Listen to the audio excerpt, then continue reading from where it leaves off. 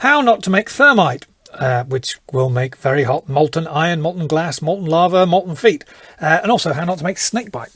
For thermite, you will need aluminium powder, 325 mesh, which you can get on the internet, which is a bit like the lager in a snakebite.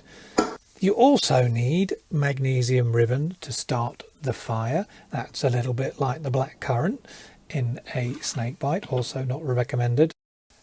The last ingredient you need is red oxide, iron oxide, basically known as rust, and in a snakebite this would be the cider, which makes it taste nice.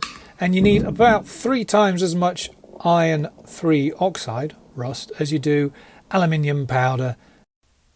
Look at that expert pouring. Before combining the chemicals, you need to dry out the iron oxide. So shove it in a can, put it in the oven for an hour. Yes, it's an aluminium can. Yes, you're increasing the temperature, but it's not enough to make thermite.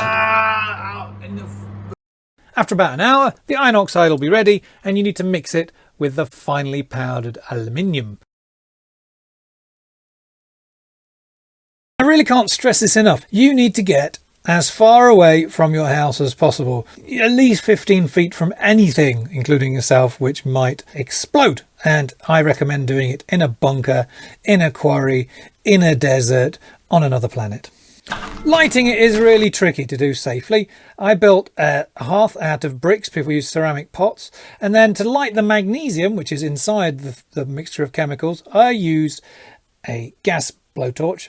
That will get it to about 600 degrees C, which will start the magnesium, which will start, boom, the thermite reaction over 3000 degrees C.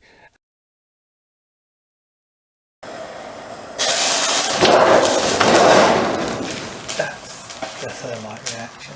You really don't want to be stood next to it when the molten hot iron globules fire out of your thermite reaction, because they can really leave a nasty hole in your foot. It's like standing in lava.